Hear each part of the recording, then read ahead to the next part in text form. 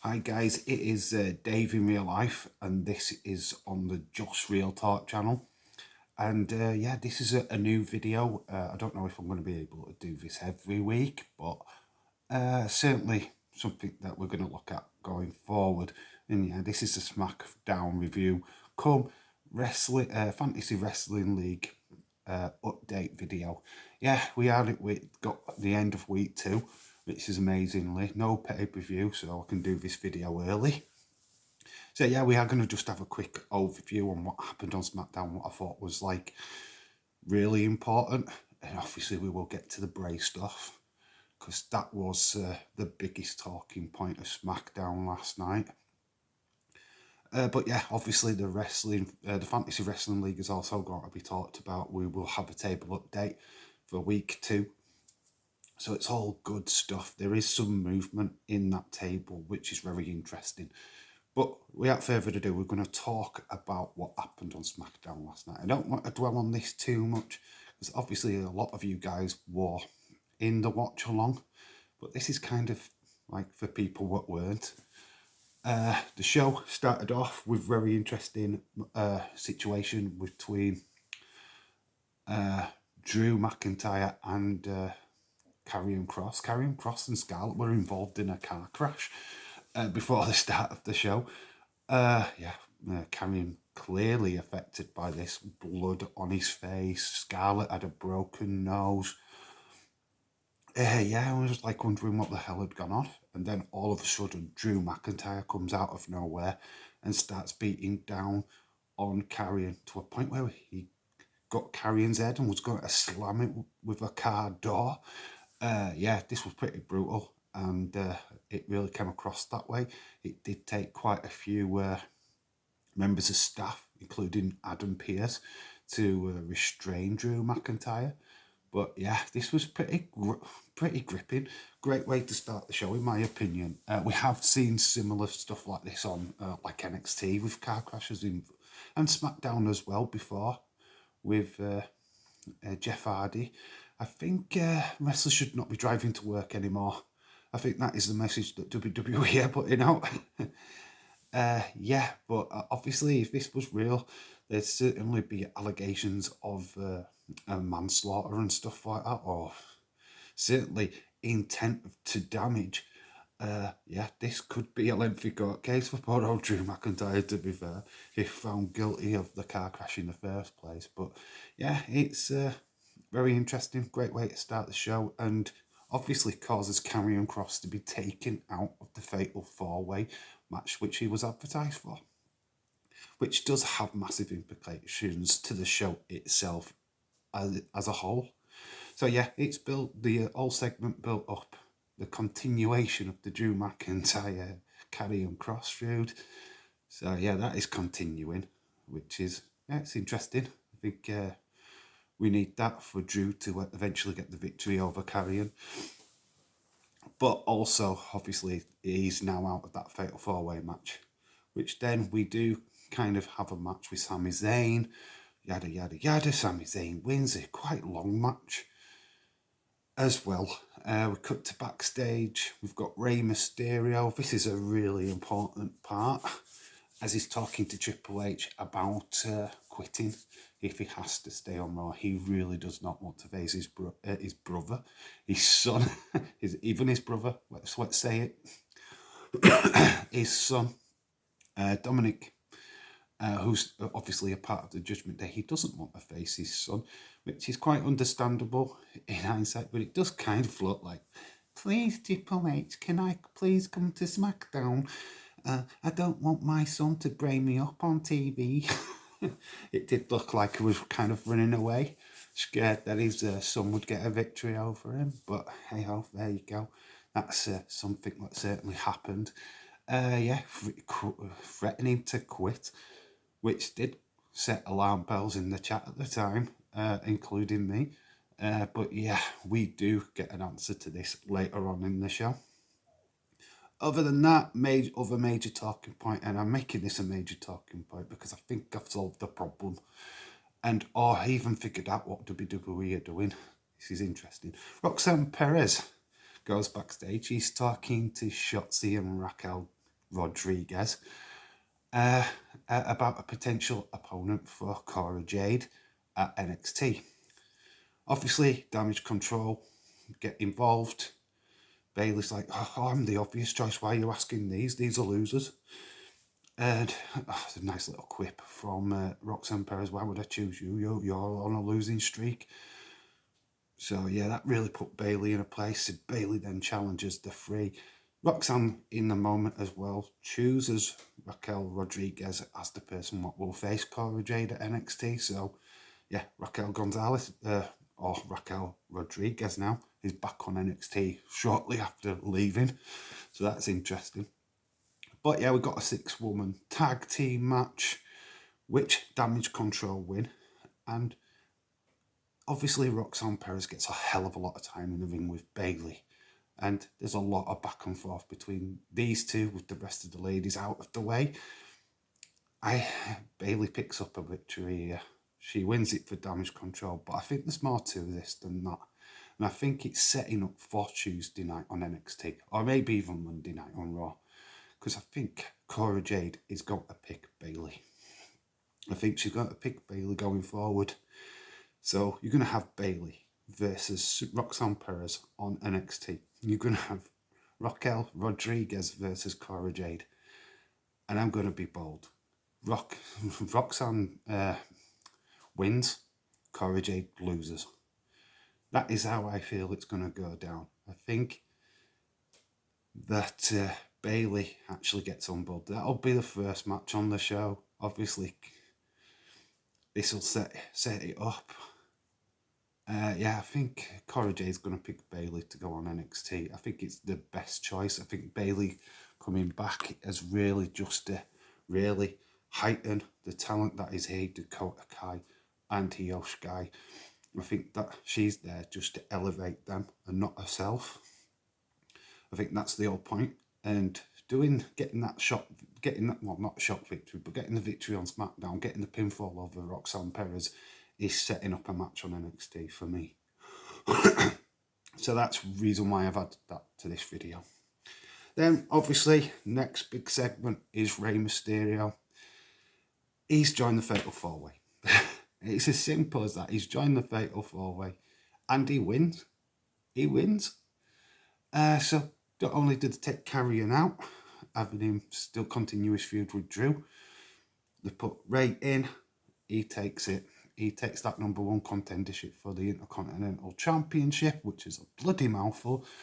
And he's going to be taking on Gunther in the future. Is this great move?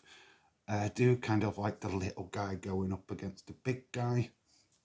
Very, very interesting thing. What's happened there? Nice little switcheroo. They've explained it. Why Rey's in that match. Why Carrion is out of that match. It's all very neat, tidy. It's done really well. Continuation now that you've got Brawling Brutes attacking the Bloodline. Is that something that's going to go forward? Don't know. It was quite a note that there was no Imperium at all on SmackDown last night. There was no Gunther, no Ludwig, there was no Vinci. There was nowhere to be seen. So that was very interesting. We did have Phantasma beating Hit Row. We also had Hell 8 Knight winning on his debut on SmackDown, his proper debut on SmackDown, not being Maxi Dupree. Yeah, he got a victory. Then there was a moment where we had Braun Strowman facing 2 local talent. I don't really like the word jobbers, but there were jobbers. And then we got an interesting moment when Omos comes down to the ring through the crowd wearing a suit, looking rather dapper. He's got MVP, and it looks like there's a challenge there. 2 behemoths, 2 massive guys. Obviously, I think this is set for Crown Jewel, because if they can't book Andre the Giant and Yokozuna, well, are you going to go and get? Yeah, you've got Omos, the Nigerian Giant. You've got Braun Strowman, the monster amongst men. Boom, clash, big men. Always seem to draw in the money. It's not going to be a wrestling classic, let's put it that way. It's just going to be 2 guys slapping hands, basically.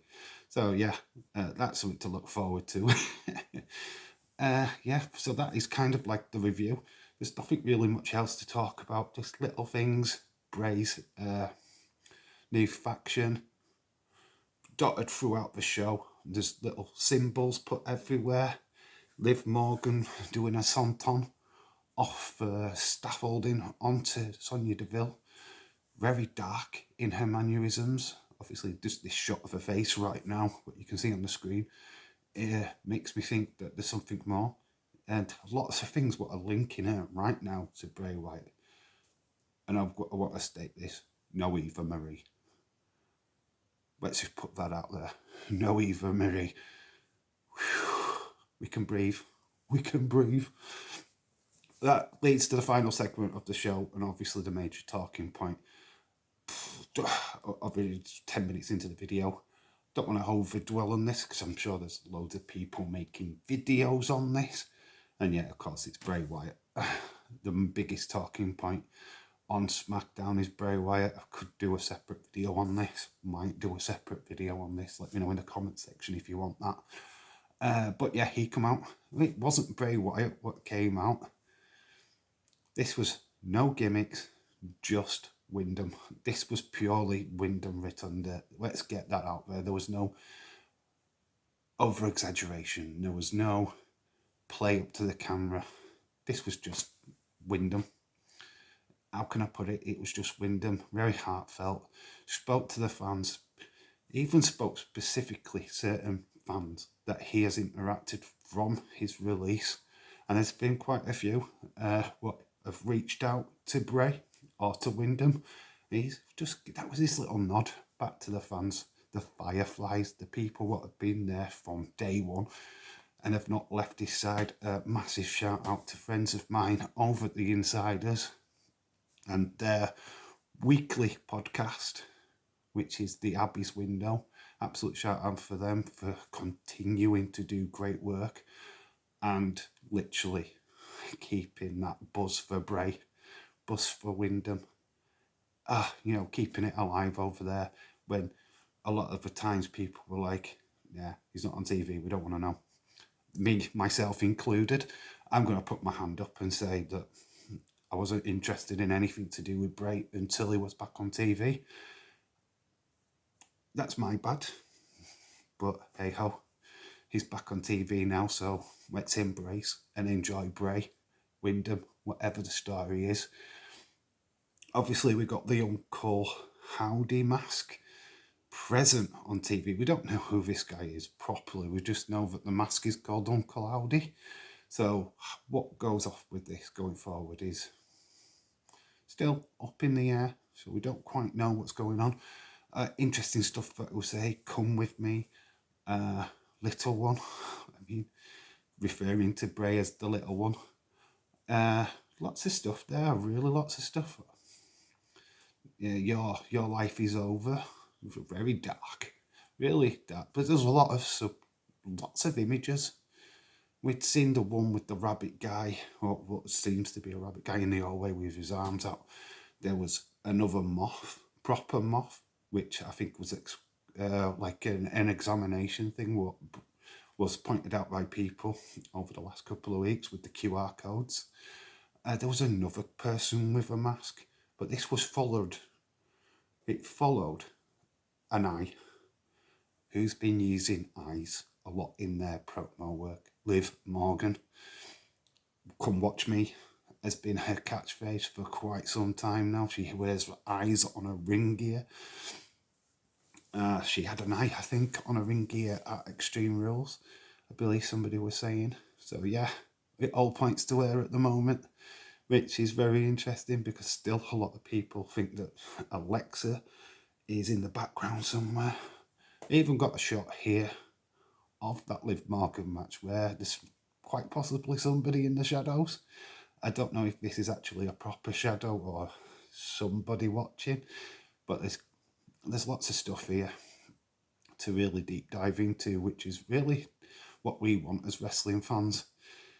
But back to the Bray segment, well, the Wyndham segment. It was very heartfelt, tears in the eyes. It was very feels. It got me. We were live streaming. I'm not going to lie. If I'd have been watching that on my own, I probably would have been bubbled up. Because, yeah, it was a great moment. That was really Wyndham just saying thank you to the fans, what kept with him during his time off. A very difficult time off as well, because he said he lost his job and he lost his brother in wrestling, that is Brody Lee, Luke Harper, to people that are unaware of his name. Well, John Huber, real name. Obviously, all that stuff from last year really affected Bray in a massive way. So, yeah, this was like him just saying, you know, I'm back doing what I love, and it's to us, the fans, the people what stayed with him throughout this difficult time, and it's just very heartfelt. So there you go. So that was the show. I gave it a 7.75 on the night, still pretty much with that mark. We're now going to the Fantasy Wrestling League. We'll go through the table and try and do this as quick as possible because this video was extremely long. So at the foot of the table is still Michelle on 2 points. She'd actually picked up a point last night on the show. Then we've got Retro D-Man in 21st with 3 points. We have a whole cluster of people on 3 points, which is Sam, Eva, Jamie. We get to 17, and that is where myself and David Paul are on 5 points. Then we've got another cluster, which is Dark Knight, Gregor, Adil, and Edward on 6 points. James picked up a point through, I forget who his wrestler was, but he picked up a point. So we moved him on to 8 points, which took him up to 11th. On 9 points is Dylan. Person who had the best night is Adrian K. Picked up a massive 6 points on SmackDown. He had Rey Mysterio. I think he had somebody else. You know what, off the top of my head, I can't remember, but that's how good I am, yeah. But yeah, he's on 10 points now. We've got Leeds. He's on 11 points. Nick picked up a point with Solo Sokoa, so that puts him on 11 as well. We've got 3 people on 14 points, which is Mouldy Spoon, Bonkers, and Irish Rebel. Irish Rebel did well. He picked up a massive 4 points as well on the show, with Bailey winning. So, yeah, he's rebelling in his points there. So we're top 3, and Connor is doing a fantastic job of bridging that gap. He did pick up 2 points on the night. He got Sheamus, and I think there was another point as well.